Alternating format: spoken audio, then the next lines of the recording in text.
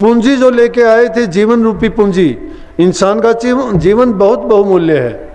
ये कितने शुभ कर्मों और शुभ अपने अच्छे जन्मों के कारण, जिनमें जन्म जन्म में हमने भले कर्म किए, उसके कारण इंसान का चोला मिला। लेकिन अब क्या किया हमने कि वो ऐसा सामान खरीद लिया कि जिसके कारण बर्बाद कर दिया सबका सब। लेकिन बुद्धिमान जो जीव थे वो संतों की शरण में जाके, जब संतों की शरण, जैसा गुरु होगा वैसा तुम्हें भी बना देगा। अगर गुरु त्यागी है तो तुम्हें शायद त्याग सिखा देगा। गुरु अगर नाम की कमाई करने वाला है तो तुम्हें नाम की तरफ लेके जाएगा। गुरु लालची है, तुम्हें लालच बना देगा। क्यों?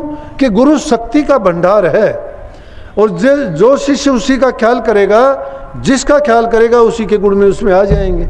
अगर तुम्हारे गुरु में वो गुण नहीं है तो तुम भी लाख प्रयास करोगे, नहीं आएंगे। क्योंकि सारी की शिष्य को सारी शक्ति अपने गुरु रूपी भंडार से मिला करती है। अगर गुरु पूरा तो शिष्य का काम भी पूरा है। गुरु मिले फिर क्या, कहाँ कमाना? गुरु जब पूरा मिल गया फिर कमाने की जरूरत क्या है? अब आलसी लोग, निर्बल लोग, बिना समझ वाले लोग कह देते हैं कि जो कुछ करेगा गुरु करेगा, गुरु ही पार उतार देगा, मेरा बेड़ा पार लगाना जी। अरे गुरु पार लगाने के लिए ये नाम रूपी जहाज लगा रखी, सत्संग रूपी जहाज जब किनारे पे लगा रखी, उसमें बैठ के तुम अगर पार उतरना चाहते हो तो गुरु जो कहता है उसकी आज्ञा का पालन करो ना, कल्याण हो जाएगा। लेकिन जब उसकी बात को ही नहीं मानते हो तो क्या गुरु करेगा, क्या नाम करेगा, कैसे जीव का कल्याण हो जाएगा? तो ऐसे जो कहता है, कोई कहता है देव करेगा, कोई कहता है परमात्मा करेगा, कोई कहता है गुरु करेगा। जो करना खुद नहीं चाहता, ये दुर्बल आदमियों की निशानी है। जो पुरुषार्थ करने वाले लोग होते हैं वो किसी का आसरा और सहारा नहीं पकड़ते। आसरा और सहारा पकड़ो, एक गुरु का पकड़ो। जब गुरु का पकड़ोगे, गुरु मैं कहता हूँ कि अंग संग रह के तुम्हारे सारे काम करेगा। मैं आजमाई हुई बात कहता हूँ। जिस प्रकार से मेरी मदद करी गुरु ने, जीते जी जो देह रूप में की, और अब भी उसी प्रकार से, उससे भी ज़्यादा अभी करते हैं। इसीलिए गुरु को जब तुम खुद नहीं मानते हो, गुरु को तुमने कोसों दूर भगा दिया। गुरु के अंदर दोष निकालते हो, गुरु की बातों में तुम तर्क वितर्क करते हो, तो तुम गुरु से ज़्यादा ज्ञानी हो, गुरु से ज़्यादा समझदार हो, गुरु से ज़्यादा बड़े हो। तो फिर गुरु किस नाम का? गुरु नाम तो ज्ञान का है, गुरु नाम तो समझ और विवेक का है। तुम्हें वो समझ और विवेक गुरु से ज़्यादा होगी, इसका मतलब फिर गुरु की ज़रूरत नहीं है, फिर तो आप तो गुरु के गुरु हो। तो ऐसे जीव जो होते हैं वो संसार में हैरान होते हैं, उनको कष्ट और दुख उठाने पड़ते हैं। जो गुरु की निंदा करते हैं नहीं बचते, गुरु को मानस रूप समझते हैं डूब जाते हैं। जो गुरु को परमात्मा रूप जान लेंगे, गुरु में कोई दोष नहीं देखेंगे, गुरु की वचन सुन के कहेंगे मेरे कल्याण की और हित की बात कही है गुरु ने, तो निश्चित रूप से उनका हित होगा उसमें।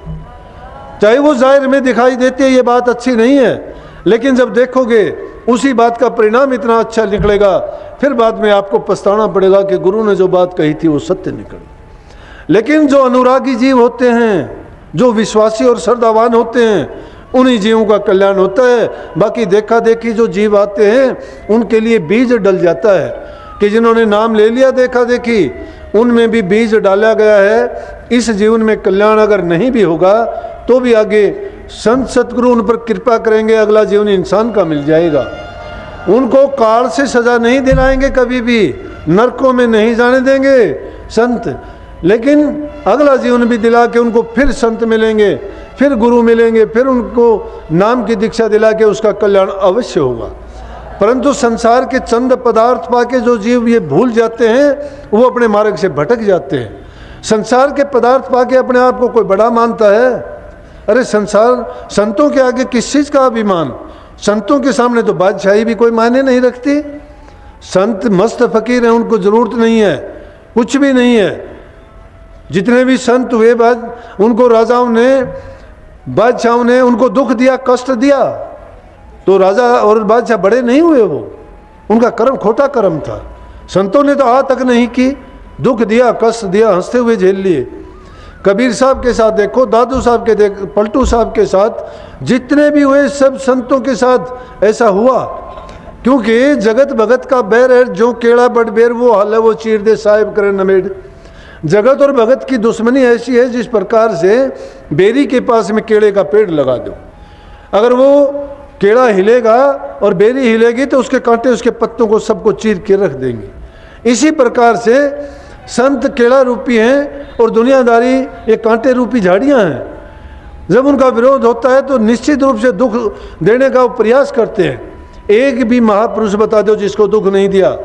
स्वामी दयानंद जी संसार में आए जीवों के कष्ट मिटाने के लिए, इनके अज्ञान मिटाने के लिए कितने भलाई के काम किए, लेकिन उनको कभी जहर दिया गया, कभी शीशा दिया गया, कभी कुछ किया गया, लेकिन उन्होंने किसी को दुख नहीं दिया इसके बारे में, उल्टा कुछ भी नहीं कहा।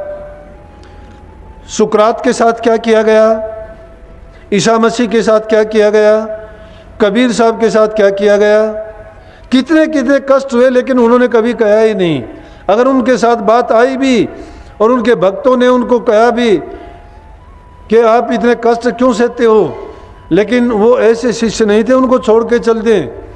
उनके गुरुओं ने भरम मिटाए और उन्होंने परमात्मा से यही दुआ की कि ये मंदबुद्धि जो लोग हैं जिनको समझ नहीं है, मालिक कृपा करना इनको अच्छी बुद्धि दो ताकि इनको समझ आ जाए और ये भी इस राज को समझ जाएं कि इंसान अपने किए कर्म को भोगता है। जब अच्छे कर्म करते हैं तो अच्छे फल हमें मिलते हैं, बुरे कर्म करने वालों को बुरे मिलते हैं, लेकिन भक्ति रूपी फल प्राप्त करने में हमें दुख सुख कोई नहीं होता है।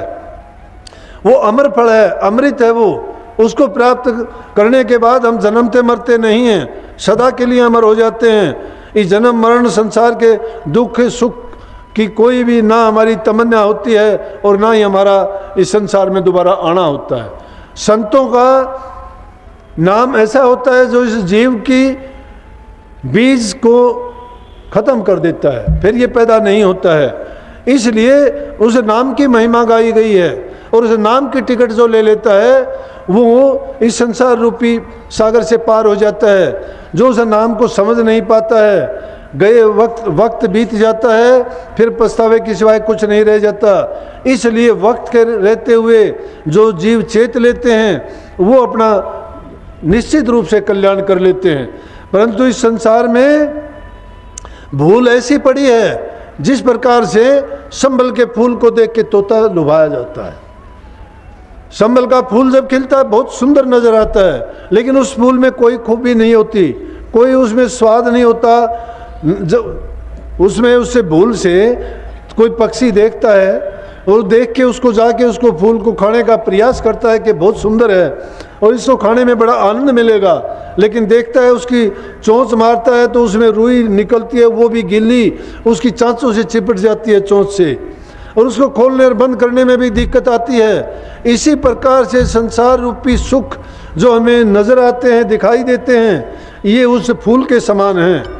इनको जो भी ग्रहण करता है वो ऐसा फंस जाता है कि स्वाद आना तो दूर की बात, बल्कि उनके बदले में ये खोटे मंदे कर्म करके पाप की गठड़ी अपने सिर पे बांध लेता है और उसको ढोते ढोते जन्म जन्मांतर तक इसको वही भटकना लगी रहती है। मनुष्य का चोला फिर मिलना इतना आसान नहीं होता, क्योंकि स्वामी जी महाराज कहते साफ बात कहते हैं कि ये तन तुमने दुर्लभ पाया, कोटि जन्म जब भटका खाया।